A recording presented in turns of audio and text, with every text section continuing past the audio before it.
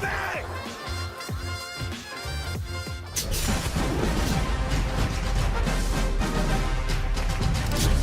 Welcome to the College Football Preview Show. Happy ESPN App Day to all who celebrate as well. The long-awaited, highly anticipated 2025 college football season has arrived. In earnest kicks off this weekend, which means the boys of fall are back in college football towns across America. And the Three Stooges are back in studio for you. Former NFL QB Matt Sims, SportsCenter's very own Scooby Mageza. Yeah. I am merely Sam Rich. That's something they can say about me. That's Big right. offseason, baby. Big offseason. A lot of changes man. in the offseason. I actually had a daughter. My wife and I had our first daughter. Scooby made a SportsCenter debut. And Matt just keeps getting better looking, I guess. Oh, thank you. I appreciate it. I'm trying to Yeah, give you man. something good. But it has been a long offseason. There's been a lot of talk going on. College football playoff formats. Like, it's finally, we can talk ball. Like, that's what we want to talk about, right? Well, I think that's the most difficult thing about college football, right? It's a lot of speculation. We don't really know exactly what's going on. We pretend like right? we do. We pretend like we know. And then the season starts and we know, right? What do I always say? We have no idea what the hell is going on, right? exactly And that's right. what makes The college only football thing that we great. know is that we know absolutely nothing. Yes. And, all the camp buzz, everything that people just talked about, it's going to be quiet. As soon as those pads start hitting on week one, I can't wait for it. Been a long offseason since Ohio State hoisted the national championship trophy back in January. So if you are in need of a primer before things do kick off in Dublin, Ireland, we have got you covered. We got quarterback talk. This is going to be a big top five kind of show. We're going to do a lot of lists as well. We're going to talk through all the week one matchups that you have to be tuned into. But let's start with the top three storylines going into the 2025 season. And there's nowhere else that you can start, really, besides the Big Ten versus the SEC. I mean, the competition off the field to become the best on the field has really become the game's biggest rivalry in a lot of different aspects. The Big Ten, obviously, as you know, has won each of the last two national championships. They kind of flexed on the SEC over the last two college football playoffs. Word on the street, guys, Penn State's pretty good this year up in Happy Valley, and James Franklin trying to follow in the footsteps of the likes of Michigan and Ohio State. So the question to you, Scoob, I'll ask you, has the balance of power in college football truly shifted north? Be careful how you answer this. Or is the SEC just reloading for another great year? Nah, I think everything has definitely evened out and we can thank NIL and the transfer portal for that, because what we used to see a lot is these SEC teams have 5 stars as the second and third That's string. right. But things have changed now where kids don't have to necessarily wait as long because other schools can throw playing time and money at them. So now you get those opportunities to have a 5-star kid come in and get playing time early. And these SEC teams aren't as deep as they used to be, which I believe has ultimately balanced out the college football field when everyone went to the SEC. There's not a lot of separation, Matty, right? I mean, we pretend like we know what we're talking about going into the season, but in reality, this has been the closest AP poll in the preseason since like 1998. So things are really close. Things are really close, and it's for the betterment of football, right? It's no longer a regional sport, right, where just one area, right, just completely dominates the other. Now we are getting into the fact of, listen, if you have good coaching, if you can recruit good players, if you can retain good football players, and ultimately, again, if you can develop young football players, especially the quarterback position, right, or be very effective in the transfer portal, you can go from being an average middle-of-the-road football team to then actually contending for a national title and being in that playoff contention. And we're going to talk about a few teams today that fall under that category. I'm glad you said the word retain, because that leads us to our next top storyline, which is, in this new era of college football, there have been different philosophies with which programs take to build their roster. There are the portal king sort of teams. Lane Kiffin obviously comes to mind at Ole Miss, LSU, Brian Kelly, the #1 transfer portal class, and Texas Tech getting in the fold, dropping a whole huge ton of money, bringing in like 30, 40-plus players. Then you have the retainers. You have the Clemsons of the world, Dabo Swinney. I think they brought in like a surplus of 4 players from the transfer portal this year. I would throw Georgia and Kirby in that mix, Ohio State somewhat, and Penn State, I think, is a retainer as well. So, Matty, which approach is more sustainable in the long run, you think? You know, it really is a year-to-year thing, right? And we got to look at these football programs almost as just like they're Fortune 500 companies, right? Certain years you're going to be selling out and you're going to go and do everything you can in the portal to regroup your entire football team. Then there's like, hey, what we're doing is really working well. We're recruiting extremely well, and we have great depth, right? Now we just need to add a key piece here or there. Yeah. Penn State's a great example. They're a really well-built football team at every single level, right? They add Trevor Pena, right, to it because he is a consistent pass catcher, and they need someone consistent over the middle for Drew Aller to go along with the two guys that have already been on their roster, right, and Singleton and Katron Allen. Yep. So you can see just the differences. Like the notable transfer here, just John Mateer. Really looking forward to see that. Nico made the list, right? Even though I made a small adjustment to that one. Fernando Mendoza, really excited to see him. Kurt Signetti, right, in Indiana Hoosiers. I think they got a really good quarterback. Can't wait to see him. Hey, Florida State, that was another situation that we had last year. They sold out in the NIL, and the transfer portal did not work out well for them. Let's see if Tommy Castellanos can figure this out. Mackay Hughes to Oregon, huge one right there. Zachariah Branch there I love that to one. Georgia. That's one of my favorite ones. I knew you'd like that one. You know what sneaky one here on this list that I think is super important? Eric Singleton Jr. going to Auburn. That is a huge one from Georgia Tech. Isaiah Horton. We got an Auburn fan right now in the chat. Big SEC fan, big Auburn fan. Coleman and Singleton, right? Those two guys. Now, Jackson Arnold, seems like he's been struggling in camp so far, but man, they can be very explosive on the defense, offensive side of the football. Now, hey, defensive line here. Romello Height, Lee Hunter, Sky Gill Howard, Anthony Holmes. Guess what? They all go to Texas Tech. Is that not amazing, right? So they totally replenished their entire defensive line. Will Height, Purdue to Clemson. He's awesome because TJ Parker, Peter Woods, they were a loaded defensive line in-house. They add him to the edge now, opposite side of him. That is a dangerous defensive line that Clemson has built with just one addition in the transfer portal. Yeah, I think you can build a team through the transfer portal, but you're going to build a culture with recruiting, right? Yeah. And that's the difference for me. When you look at the last two national champions, that's Michigan and Ohio State, what did they both have in common?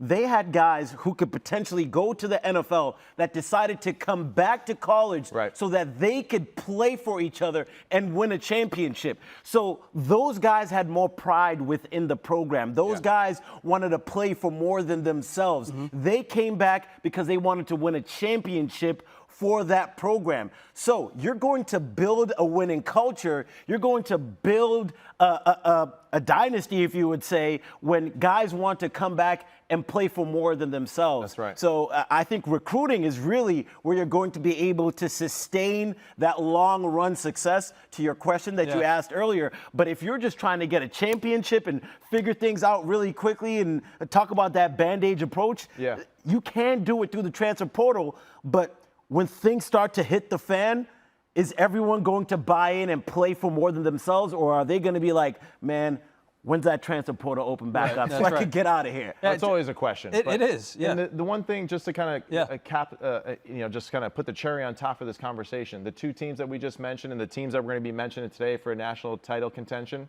right? Trench, right? Offense, defensive line, legit depth, right? Game-changing type of football players in the trenches, right? Sprinkling a few athletes on the outside, and you got a championship contender. Speaking of trenches, Texas is a team that a lot of people are high on this year, rightfully so. They have to replace quite a bit from their offensive line, but they have a new play caller back there, and if you haven't heard or if you've been living under a rock for the last 6 months, which actually sounds kind of nice, Arch Manning is the new quarterback over in Texas. Rubber's going to meet the road real fast. We're going to find out a lot about this Texas team and Arch Manning in week one when they go up to the shoe to take on the reigning national champions in Ohio State. Maddie, how much of Texas's season rides on Arch passing this first test? And by passing, I don't even know if I mean win. I mean, like, looking like he's confident back there behind. He's going to look confident. I have total faith that Arch Manning is going to be able to live up to all the hype, right, that we were putting on this guy, which is pretty crazy considering how much hype he is getting. But when I watch the tape from last year, when I just see some of the things that have been said, too, from camp and all that, dude's got it. He does. He's a pro. And, like, there's nothing wrong with it. Listen, he does have an unbelievable advantage knowing that he has multiple people in his family that he can go to get some more experience and knowledge from. But what I like about him, though, too, and we discussed this last year, he's authentically himself, right? I mean, we saw him this offseason. You know, he's hanging out, like, doing, and he's just him, man. He really is. Now, the question I think I have, right, is just the skill group around him. C.J. Baxter is awesome. Quintravian Weiser is awesome. Can they run the football effectively, especially with Arch in the backfield with them, being that three-headed monster, right? DeAndre Moore, really good receiver for them. Wingo, does he come up and be a little bit more impressive as a playmaker for them? So for the offense side of football, I think schematically they're going to have tremendous advantages. Who is going to be the guy that kind of asserts himself as receiver one? Jack Andres, right? The transfer. I think he's going to be a huge impact in this offense too. Sark likes feeding the tight ends. So I think Arch is in a really good position to succeed well. And even if he stumbles a little bit early on, we know it's a marathon. It's not about the sprint anymore. Yeah. It's a marathon. If you lose one, it doesn't matter. It's how you bounce back the following It's week. really 2 seasons, right, Scoob? Like, I mean, it's the regular season. Texas expected to make it to the playoff at least, and then it's like another season where you can see Arch take another step. That's right. Because of the extended college football playoff, there is room for error, and especially coming out of the gate, I think we got to give Arch Manning some grace over here and not say that the season is riding on his performance in that first game. And quite frankly, I think Sark is going to be a lot more reserved. Yes, exactly. Conservative. As week one and conservative. Let's run the ball. Let's play good defense. Let's protect him. Let's just have him make good decisions. That's the key right there. That's all that they have to do the first game. Make sure he doesn't get his confidence absolutely obliterated out of the gate, because understand he is going against the defending national champs, his first game out of the gate with all these expectations. So quite frankly, to me, if they lose the game, it's probably going to do him better, because I'm the type of person where you learn a lot through failure. Absolutely. And if he is to run into some problems here, he'll grow from it more. But hey, calm down, settle down with week one. This is a tough test. Man, let's go. Let's go. I don't know what he's talking about. Let's air it out. Let's throw it 50 times. No, and let's remind everybody, too. It's the Texas defense that really might be the star of the show. doubt. Yeah. Right, we'll be going to talk about Arch a lot. Defense. Colin Simmons is one of the best defensive pass rushers in college football. Right, he's only going into his sophomore year, but you're going to hear this name a lot. Right, the other they also added 2 transfers into the interior part of the defensive line. That'll be a huge impact too, just adding depth right to that D line group. The other aspect, Anthony Hill Jr., middle linebacker. All right, this dude is an absolute beast. He is going to be an awesome game wrecker for them. Michael Taft, former walk-on, now he's being projected as like a high-ranking guy that's going to be drafted high. All-American. And then, you know, we got Malik Muhammad too on the outside there as like one of the best cover corners in the country. So Texas has superstars at every single level, offensively and defensively. And now it's all about just can they gel and make it all work. Chemistry. A lot of familiar names, too. I mean, the players coming back on that defensive side, and a defense that was already tops in the country last year, that they could be even better this year. But regardless of what approach you take to building your roster, the quarterback spot is as crucial as it has ever been. So let's talk top quarterbacks going into 2025. And we will break this up into 2 different categories. We'll top 5 new quarterbacks and then top 5 returners. Maddie, you put together this list, so you already started with Arch Manning as your top new quarterback. Arch has got to be number 1, really, because of the OC, Sarkisian, right? I mean, he's the head coach, he's the OC, and he's going to build the entire offense around what makes Arch comfortable and what makes him successful, right? The question mark, I think the biggest thing, right, is just DeAndre Moore, Jack Andrews, right? What does the backfield look like, too, with Weiser and Baxter? So, but again, the defense is stacked. They're balanced on offense. They can do a little of everything. Julian Saiyan. Man, talk about Julian Super Saiyan, all right, for Ohio State. Excited for him. You know what's lucky for him? He's got 2 of the best football players in the country on his football team. Caleb Downs at safety, and then Jeremiah Smith, who is arguably the best player in all of college football as his receiver. So I'm excited for him. He's a traditional drop-back quarterback. I really look forward to seeing this offense. Something about me says that he can lose his job. It was a tough QB battle during camp. Yeah, you know, and they kind of have to do that in today's like modern era as well, because you just, again, the portal, right? We don't want to lose guys to it, right? Ty Simpson, really excited to see this young man play, right? Waited his turn. We've seen so many people leave. He stays. He's a third-year guy. Earned the spot right there in front of Keelan Russell, who is a very talented freshman quarterback. But Ty Simpson, awesome opportunity for him. Ryan Williams, Isaiah Horton, Jeremy Bernard, right? He's got a great offensive line. And then also, too, Ryan Grubb. Ryan Grubb is a name I will say to you guys until I pass out, right? Because this dude is awesome. All right, Miller Moss, my boy. I knew you were going L. I knew you were going Louisville here. Hell yeah, we got to do that, right? But Question marks at the quarterback position. I trust Jeff Brom and how he builds that offense. We also have to remember Isaac Brown, right? One of the best and most dynamic football players in the country at the running back position. Miller Moss, really a good decision maker. I expect him to do extremely well. Gunnar Stockton, really the only reason why he made this list, dog, right, is because of Kirby Smart. Gunnar! Right? That's the only reason why he made this list, because I have faith in Kirby Smart to manage the team, who is decimated in the draft again on the defensive side. I still believe that Zachariah Branch will give just enough of a bolt. Nate Frazier coming back. Gunnar Stockton, tough dude, good leader. So I expect Kirby Smart to get it done, even though Gunnar isn't extremely talented as far as his measurables. It'll help if Georgia's receivers can catch the ball this year. It'll help if they could run the ball this year. I think a lot of pressure was on. Line is still spotty. It is. It is. All right. So how about your top five returning starting quarterbacks that are poised to take their program to new heights? Yes, I promise Brian, our producer, I will go faster in this list. Okay, Cade Klubnik. All right, one of the most improved players that we saw last year. Definitely exceeded all expectations from a year ago, but loaded. All right, Garrett Riley coming back as OC. Antonio Williams, right? Awesome. Bryant Wesco, a sophomore. This dude is phenomenal. One of the most underrated freshmen from a year ago, because we're talking about Jeremiah Smith all the time. The question mark, who's the running back? Is it Adam Randall, right? Is it Davidson, the freshman? Is it going to be a committee type of thing? But Cade Klubnik is amazing. Drew Aller, right? Now it's like, dude, I need to see you throw it to other than Tyler Warren. Time's right? now. What is it going to be? Trevor Pena is a phenomenal football player. Not super explosive, but a trusty football player. Devontae Ross from Troy, Kyron Hudson from USC, now in the mix. And then, of course, yes, the number one and number two, maybe potentially best running back duo in the country with Singleton and Allen, right? The other guy, Sam Levitt. Can they keep it going? Kenny Dillingham and the boys. Jordan Tyson, phenomenal receiver, maybe a top 5 receiver in the entire country. Actually, not maybe. He is a top 5 People receiver. forget he was injured a little bit last year. He was injured. I expect Sam Levitt to have a fantastic year. Another guy on the list that maybe is a little bit of a surprise, Kevin Jennings. Now, it's not like, hey, he's not the sexy name out there for everybody else, but one of the most efficient quarterbacks in the entire country last year, right? And I think a lot of us have that mind still of seeing him in Penn State. Hey, he's not a cold weather guy. It's a fact. All those turnovers. But still, he is a good decision maker. He can make plays. He makes plays out of structure. Kevin Jennings is going to be a really good football player again. I'm surprised you have this guy at number 5, Matt, to be honest. I have this guy at number 5 because, honestly, I'm just not really sure how it's all going to blend together. He's a gunslinger, no doubt, Garrett Nussmeier, right? I trust him. He is a little, word of the day for you, frivolous with the football at times. Erratic, right? 12 interceptions last year. So that's a little bit of a concern for me, right? He's coming into the season a little banged up too. And I'm just kind of curious, can they run the ball efficiently? Can they win shootout after shootout? LSU's secondary was god-awful last year, right? Can they improve a little bit on defense to take some pressure off of Garrett Nussmeier in this offense?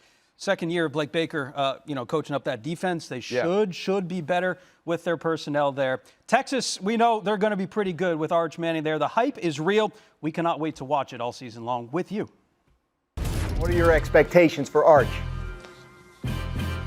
The absolute roof. Steve Sarkisian said you won't hear the stadium any louder than when he takes the field. Arch Manning, the highly heralded recruit with the famous surname in the ballgame, now fires complete. Touchdown, Texas. Manning with time. Lets it fly again. Why not? Oh, look at Arch Manning. Oh, hit him with the two-step. And Tom, under pressure, taking a hit, that ball right there, knows he's going to have man coverage on the slot fade. Manning, pressure again. Lobbed up and hauled in. And Arch Manning has entered the chat. I'm just worried about playing ball and winning games.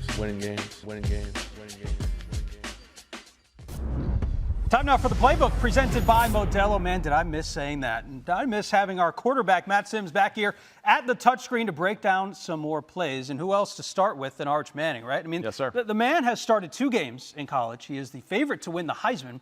Can you show us what some defenses might expect going up against him this year? I absolutely would love to show you what is going to be the problem with defending Arch Manning in this high-powered offense, right? Arch Manning, of course, we know the pedigree and all the background, but his greatest advantage, right, not only just his physical skill sets, but the fantastic coach that'll be leading him right in this charge. Yep. When we see this situation right here, this is a close football game against Mississippi State.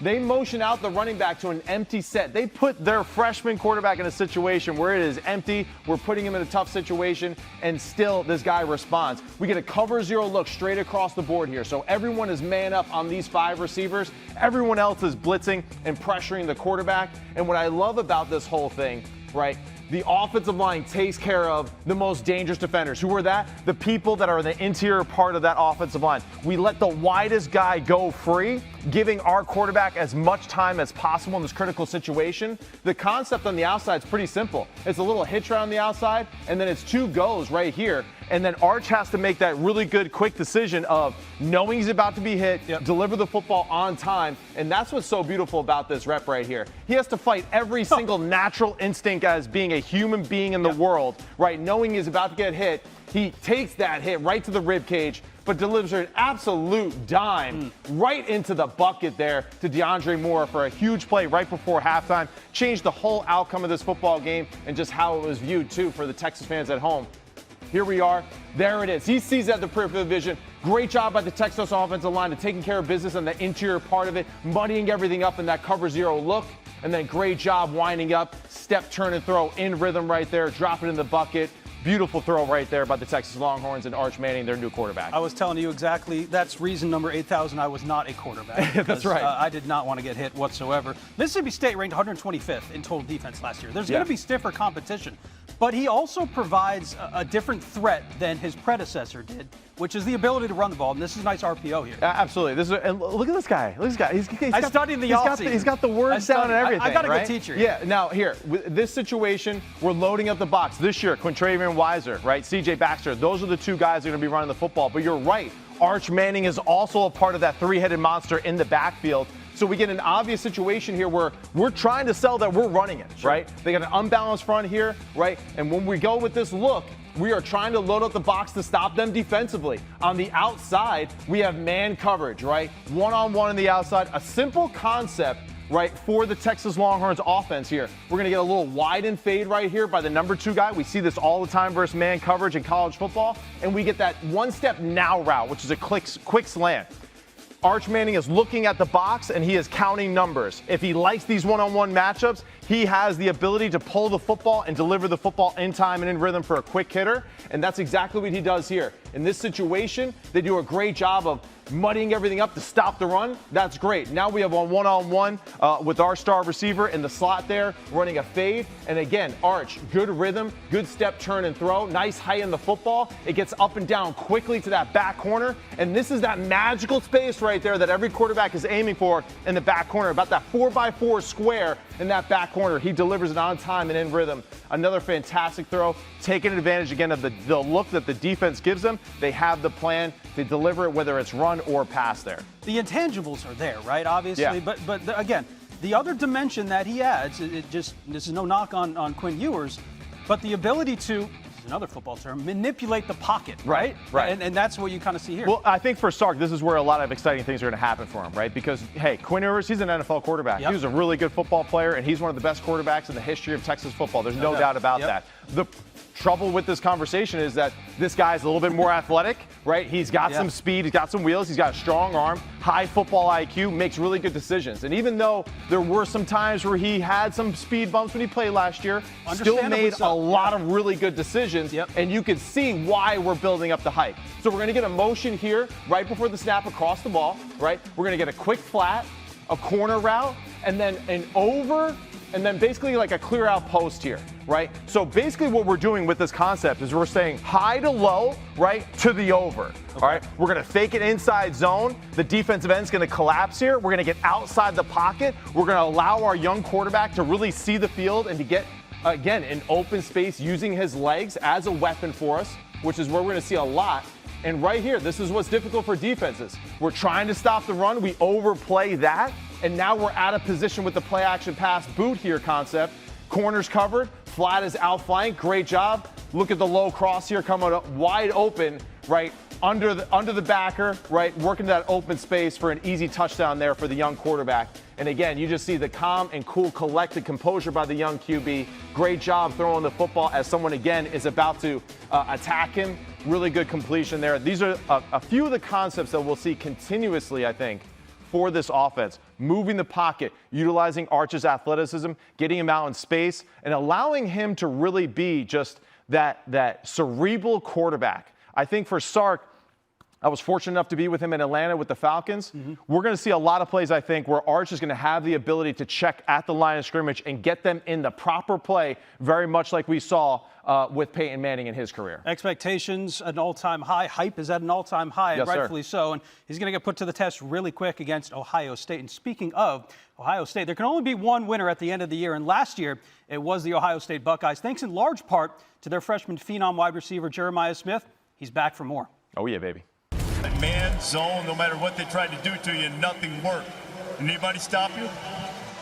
Downfield shot on first down for the end zone. Touchdown, Ohio State strikes first. Roaming free, breaks a tackle. Ohio State strikes quickly from 45 yards. It's going to be a fade to the corner, though, to Smith. Oh, he one-handed it again. How many times is this kid going to do this year? Making the catch is Smith. That way, launching downfield. Catch made. He cannot be stopped. Indeed. Man there, Jeremiah Smith. And the freshman just launches in. He's got it. Catch made. Touchdown end zone. Smith, his second tonight. Hard looking to launch. Right down the middle. Smith is wide open. Too easy. Anybody stop you? No.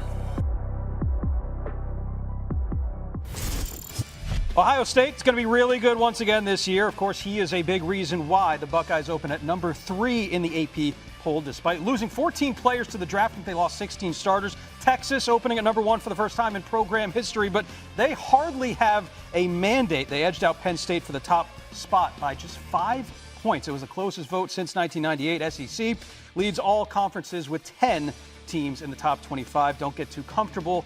If history has kind of taught us anything, guys, it is that this is going to look a whole heck of a lot different as we get to November, December.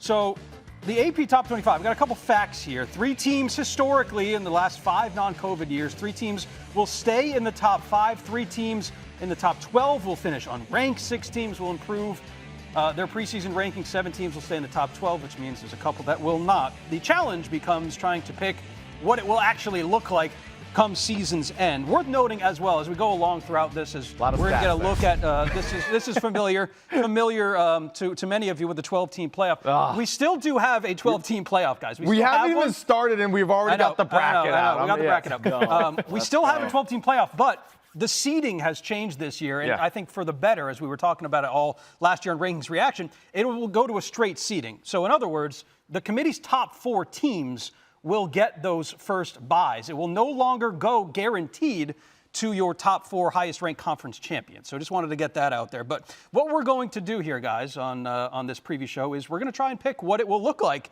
come December. So this is just the top 12 as it stands right now. Yeah. So based on some of the facts, let's stick with one because there was a lot there. 7 teams will stay in the top 12. In other words, we got to take out some teams. So let's start by who you maybe don't have a ton of confidence in, and we'll take them out and substitute them. My first harpoon is going to those guys right there. Georgia? I'm not really sure. I got to see it to believe it. Gunnar Stockton, I'm excited about the young guy, no doubt, right? Still question marks about how they're going to be explosive, right, as an offense. Still struggling to find just consistency in the offensive line right now.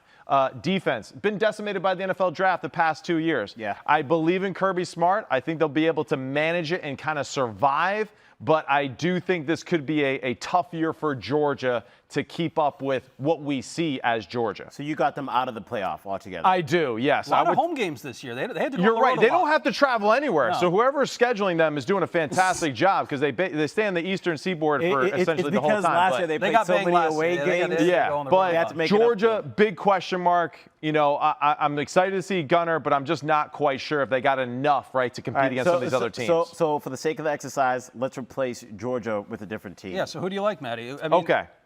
That's automatically did it. I don't know if you like that a lot. No, I don't like that this year. Last year, I would have been like, hell yeah. Okay. This year, give me Texas Tech as this year's Indiana. Okay. Texas Tech. Now, a big thing is Baron Morton. He's got to play better than what he did a year ago. Look, the system's not even allowing that. They're like, it's a glitch. We've never had Texas Tech in the playoff before. No, all right? We're struggling but here. Still, I believe that Texas Tech has all the dudes that they need on the defense side. We highlighted all the guys that they add in the transfer report on the defensive line. A lot of money. Now, the secondary, kind of a question mark. Can they gel a little bit better? Baron Morton's a really talented quarterback. He has NFL traits. When you watch some of his film, you're like, wow, you're really impressed. He also does some things, too, where he needs to clean it up. So Texas Tech, to me, is like kind of one of those dark horse picks that I'm throwing into the mix right now. All right, so that's one team that we got out of the top 12 so far. So we said that there's typically been 5 teams that were in the top 12 to start the preseason that end up getting out. So the next team that we can look at over here for me personally is Miami. I see that as a team that will let's go ahead and replace that correctly. I see Miami as a team that will more than likely not make the college football playoff. So we replace Miami with who? Oh, you can't do that. You gotta come with something, man. I knew you guys were gonna come with something. So I was going to let the group decide, but I think SMU is a team that gets back in the college football playoff. Kevin Jennings, I think the way that he led that team last year, the way that offense is, and yes, we saw the mistakes that he made against Penn State that you said earlier on in the show, but they have built something there. SMU getting into the ACC and making the college football playoff in the first year was something that nobody expected. Now that they've established some culture and confidence, I believe they have another opportunity to get in there. And the ACC isn't necessarily going to be a dog walk, right? So I think they'll be able to get in the college football playoff. My turn to pick? Yeah, go ahead, of course, Arizona State was the Cinderella last year, right? Yeah. And they kind of took everyone's heart in the Big 12. It was such a great story. Right. Sam Levitt's great. You're missing Cam Skadden. Let's not pretend that he's going to come back through those doors.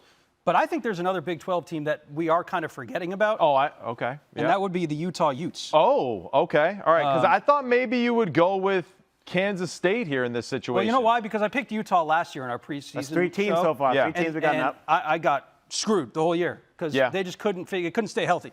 Devin Dampier, I mean, this is going to be an exciting guy to watch coming over. Dual threat guy. I think he rushed for over 1,000 yards last year. So, and let's not forget that Kyle Whittingham is still there too. This is a very well-coached team. Last year, it's not like we're starting a new pattern, right? We know that he is a hell of a coach, and they're going to get back on track. It's still one of the toughest places to play in the country. They're going to have probably a top 15 defense again. They're going to be able to stop the run. They're going to be able to hit the quarterback. They're going to be able to cause a lot of damage on the defense side of the football. But you're right. It's kind of all about, can the quarterback just be decent enough to be consistent? Because last year, it seemed like everybody was trying to play quarterback for Utah. I think he fits the system a little bit better than maybe what they had last year in the whole Cam Rising situation. It just didn't ever come to fruition. Yeah. Anybody in the top 4? Now, this is going to be really bold, but real quick. Anybody in the top 4 that you think might get pushed back? Maybe still in the playoff, but maybe not getting a bye? I guess one that kind of comes to mind, right, is Ohio State. Just a little bit, right? And I think that's a great point. It's really just about young quarterback Julian saying, and just is he going to be able to with Notre Dame? Is he going to be able to operate, right? Because we got to remember too, one of the best parts about what Ohio State did last year was that they were able to control the tempo of football games, and Will Howard just needed to manage it enough, right, to get wins, right?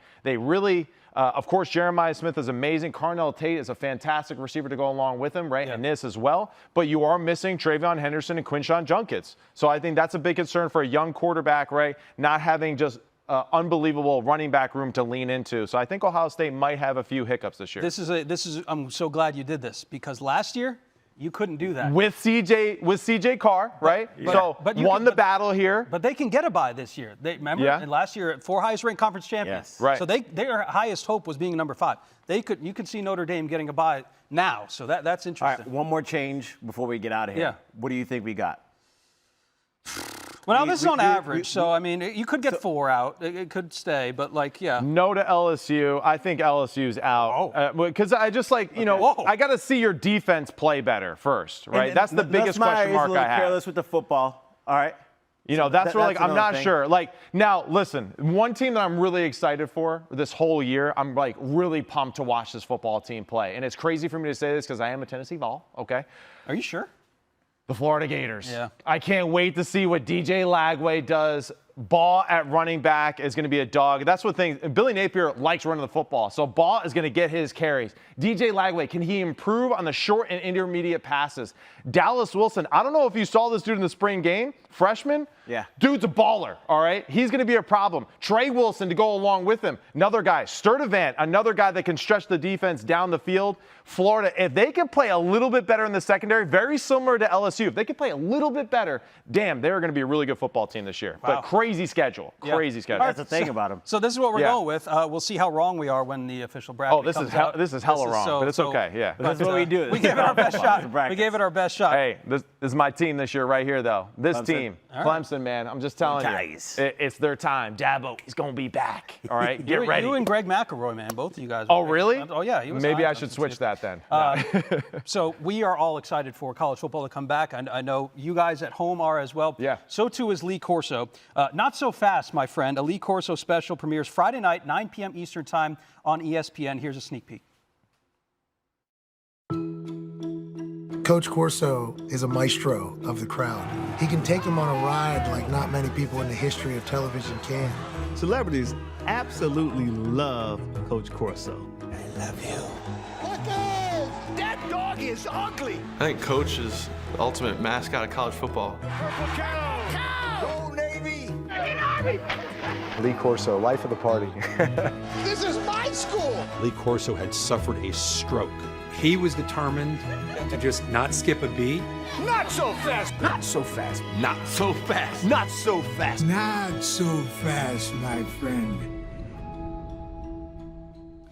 How awesome is that? Following the Special. Herbies, ESPN will feature a 1-hour special, Not So Fast, my friend, a Lee Corso special before legendary broadcaster Lee Corso. Final college game day show, August 30th. The primetime special will highlight Corso's extraordinary life, his larger-than-life personality, and his immeasurable impact that he had on college football as a player, really as a coach, and of course as a TV broadcaster. He transcended the sport. So He really did, man. Ahead of his time and just well-deserved, man. Yeah. Well-deserved. Awesome guy. Really excited to see them in every college game day get back out on the road.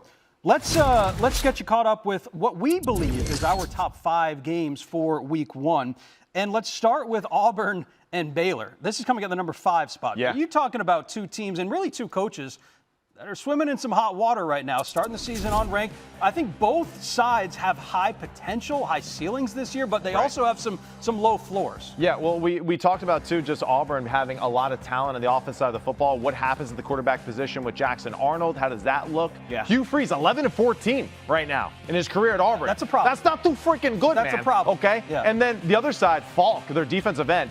Absolute game wrecker. So both teams, I feel like, very similar identities that are trying to kind of get to that next level of their programs and be a little bit more consistent in contending later into the year. Yeah, with the Auburn Tigers, a lot of the joke was during the season was how much golf Hugh Freeze is playing instead of actually coaching the football That team. handicap looked real good. That looked better really too. good. But there's a lot of pressure at Auburn, man. That is a fan base that is passionate about their team, and they haven't been winning games. So 4 years in a row losing records. Like, this you don't first say one that. here against Baylor, these are 2 teams. This is the reason why we're so excited for this game.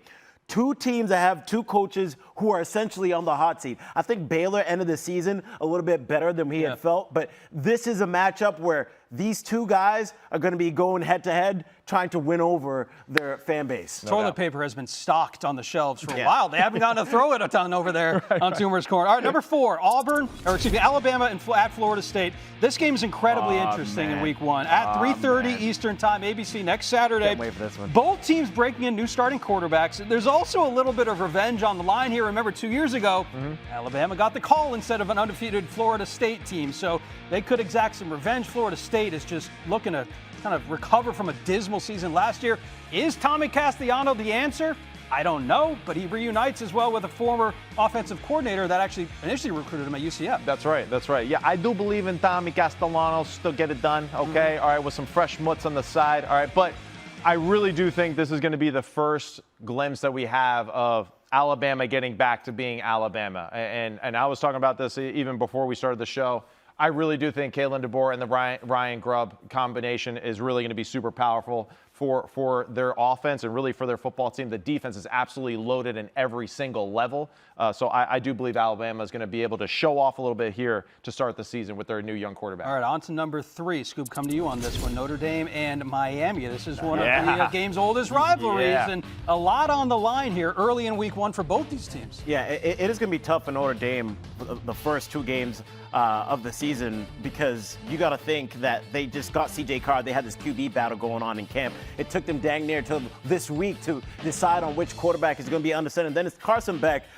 Yes, that defense is going to be good, but those weapons, every single weapon that was thrown to last season is essentially gone or in the NFL. Sure. So he's working with guys he's never worked before. This is a new offense for him. There's a lot of changes that are happening in that Miami offense. So to see these two offenses go head-to-head, both got good defenses. I think both of these teams have something to prove, especially Miami, because they weren't able to accomplish their goals. Can you believe Miami hasn't won an ACC conference title since they joined the conference in 2004? Yeah, it's pretty wild. It's 20 years. I mean, this is Miami. I think Carson Beck is, of course, I'm excited for his opportunity, but I also think that he's walking into one of the most difficult situations you can imagine, because Cam Ward was just that special a year ago. Yeah. Now, C.J. Carr, good thing for him. He's got Jeremiah Love and Jadarian Price in the backfield with him. That helps. Right? So that absolutely helps, right? A young quarterback feel a little bit more comfortable. So I think I give a slight edge there to Notre Dame to start the season. Okay, number 2 top game in week 1. The battle of the real Death Valley. Let's go. We saw Brian Kelly kind of sunning Clemson a little bit. He was like Death Valley Jr., so we're going to find out who actually is the real Death Valley in this one. But, I mean, there's a lot of pressure. Both these teams, playoff aspirations, national championship aspirations. LSU hasn't won an opener in a little while, really, since Brian Kelly has been there. So they go on the road in an incredibly tough environment against a team that you, Maddie, are incredibly high on in Clemson. Very high on Clemson. And I think, again, because they got dogs at they got cats. They got Tiger Cats at every single level. And really, it starts with that guy right there, Cade Klubnik. All right, he is the best quarterback in the nation this year going into the year. I expect him to be in that Heisman Trophy race. Absolutely. The offense goes through him. We have question marks about the running back room, but he's got a plethora of athletes surrounding him to create big plays. Riley and him have a great relationship. So I expect Clemson to start out with a big win over LSU. Yeah, I think Clemson's the best team in the country to start the season, just because of how many people they brought back, the most production in the entire country. And Dabo said it on SportsCenter the other day. He was like, man, Google it. You'll see who the real he brought out the Google it. Google Hey, all you need to do LSU is Google, and you'll see that Clemson is currently the real LSU just lost Will Campbell to the NFL draft, and Parker and Woods are coming to town, and they are really good pass rushers, and I expect them to cause a lot of havoc for Gary Nussmeier. Not much needs to be said about number 1, Texas and Ohio State. I will just leave the floor to you guys. Man, what's there to say, right? I mean, it's just, first of all, that slate, all 5 games right there. Tremendous. I love it. I mean, there's just so many great franchises there that are a part of franchises. Look at me, right? They might as well be. But still, we might as well, right? But just, I can't wait for Texas, right, in this situation, right? I'm excited for Arch Manning. Of course, my brother played at Texas, so of course I got a soft spot in my heart for the Texas Longhorns. And then for Ohio State, just how do they live up to what they did a year ago with their young quarterback now and still having the best player on offense and defense still on their roster? I'm excited to see Jeremiah Smith. No doubt. Everyone keeps talking about how big he is. He looks like an NFL wide receiver, not your prototypical NFL wide receiver. Yeah. He looks like your Calvin Johnson, Andre Johnson type of NFL receiver. And he's only a sophomore. I know. Kid was 18 years last year, 18 years old last year, and now he's become the star of college football. And then obviously Arch Manning on that other side of the ball. I think he's going to use his leg a lot, some QB run. It's really going to be a great matchup that we're all keeping our eyes on. And we're excited for this college football season with week 1 having the best top 5 games. But definitely, all of us had an incredible summer, guys. Yeah. And one thing about this summer that was the best thing to see was this man here. Yeah. Oh, yeah. Oh, look at Oh, my gosh. Yeah, Jacqueline Jean, JJ, welcome to the family. I'll tell you what, I had no idea how many diapers we'd be going through. I had no idea. I tried to tell you, Well, Sam. I actually did have an idea how many sleepless nights we're going to have, but the biggest blessing to our family, my wife Hannah is doing tremendously. Wow, we even photoshopped JJ. Oh, my God. Yeah, there you go. Yeah. There you go. We need to get a real one. Some suspect ball carriage right there. All right. I mean, gee. That man had no your idea hair was what really long there, too. Yeah, it was. Yeah. It was. My hair is You longer, too? too. You Hey, too? what happened? That away, boys. That away. crazy Way to what a clean it hair up will for do the to you. season. Oh, man. All right, well, they're kicking us out of the studio. I appreciate that, production guys. Congratulations, for putting that though. together. Thank To you and Hannah. Congrats. It's great to have teammates around, too. That See you always next lean on. week. Yeah, we'll see you next week. This franchise will be back every Saturday, Yes, sir. 11 p.m. Eastern Time, going into this year on ESPN's College Football YouTube page. So tune in there. You can always watch it the very next day as well. So that's going to do it for us. We can't wait. College football is back, everybody. Let's go. College football is back. Thank you so much for watching the College Football Preview Show. Again, we'll see you next Saturday. See ya. Toodles.